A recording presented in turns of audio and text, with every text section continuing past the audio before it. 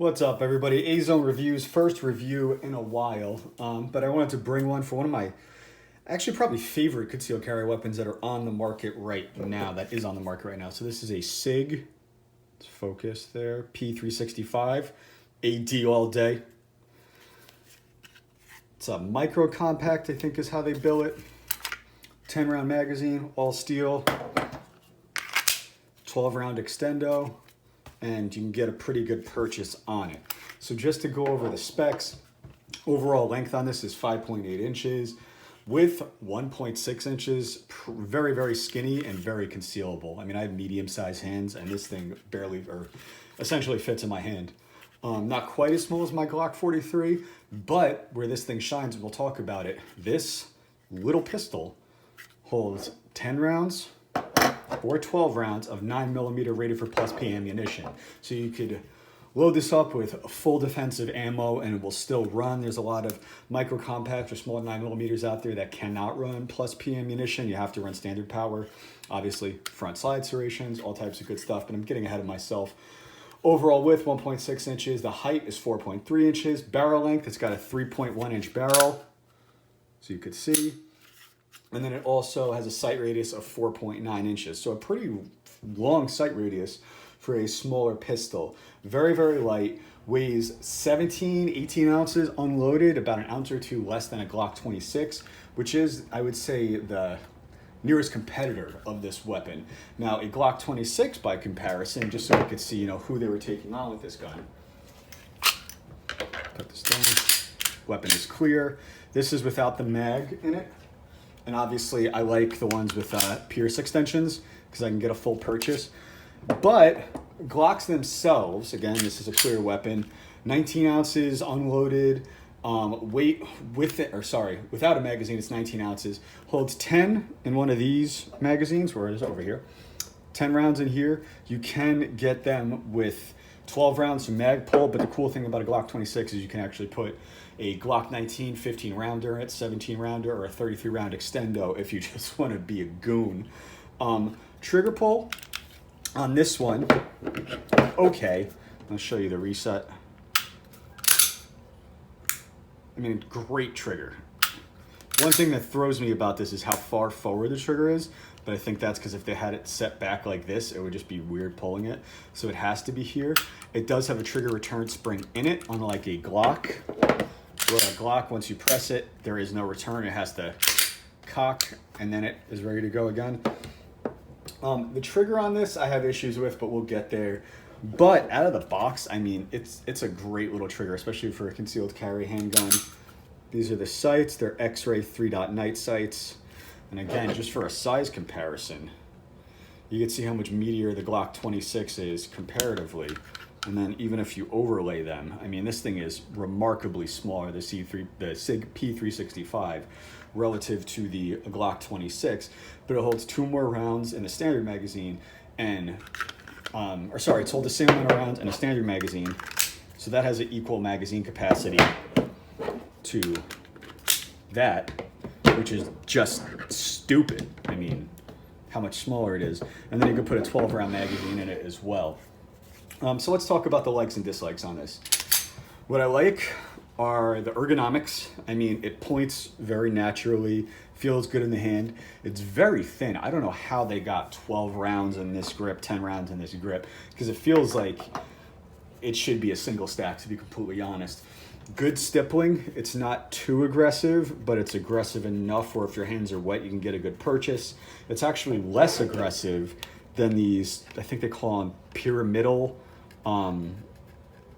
grip stippling. I don't even know what you would call it. Pyramiding dimples on the Gen 4 Glock 26. Most of my Glocks are Gen 4s. Great ergs on it. Capacity 10 and 12 rounds and a gun this small. I mean, that's insane. I don't even know how they did it. It's wizardry. Sights, for stock sights, outstanding. They're 3-dot with a high vis front. Concealability and carryability, I think this is much better than a Glock 26. Usually I'm either carrying a Glock 43 in the summer months, or I'm carrying a Glock 19 or even a CZP-01. This thing, to be honest, feels like a brick. This is more of a backup gun to me, or something you would kind of have in an ankle holster as a holdout piece, when this one is more of an EDC, again, because it weighs 17 ounces unloaded, super light, like most compacts. Most of the weight is up here in the steel. This poly down here is very light, obviously. And another thing I like about this, it has very low profile controls. Like, as you could see on the side, let me get this to focus a little better. As you could see, very low profile. Like, it's positive. It's a little sticky because it's a newer gun, but that's great. Even the magazine release, it's got this triangle and it's in a good spot where you don't have to really alter your firing grip. As far as magazine ejection, these suckers come flying right out, and I like this little scalloping right here, where if you did get a magazine that hung up, you could easily strip it out. And I've seen some people take their Glocks and scallop out that portion there as well. One of the other things that I like about it, again, are just the ergs on it, the pointability, and the concealability of this particular firearm. Now, where I don't like it, and this is going to probably be a little bit controversial, is the trigger is meh. I mean, it's a good trigger by feel. I mean, especially for out of the box. And we'll get the trigger gauge out. You guys know how I roll. But you could hear it. It sounds like a toy almost. It's very plasticky sounding. Not a very positive click. Not something that's kind of satisfying. Like it's very positive. It feels like it's going to fire. The other thing, if I'm really going to nitpick, is this trigger guard. I would subcompact shoot like this, and on a Glock, you have this little notch here that you would hold on to, especially with, you know, something that's this small. It's very snappy. Even with, you know, light 9mm loads, it's a small gun. It's very light, weighs about a pound. You can control the recoil much better doing that. Cost of mags, I think that's with anything that's not a Glock. We all got kind of spoiled by, you know, $15 Magpul mags. These magazines are about $50 each, which is standard for SIG. So we just want to say that, you know, other magazines for, you know, anything from a 226 to even a 230, which they discontinued, and this kind of took the place of, really the 930 took the place of it. But all those mags are about $50. And the other thing I got to ding this for is this proprietary rail. It's not a PIC rail. It's not a 1913 rail. It's a proprietary SIG rail. So most of the lights you have, like TLRs and things like that, and anything that would fit on a normal standard rail won't fit on this one. You have to use a proprietary rail system.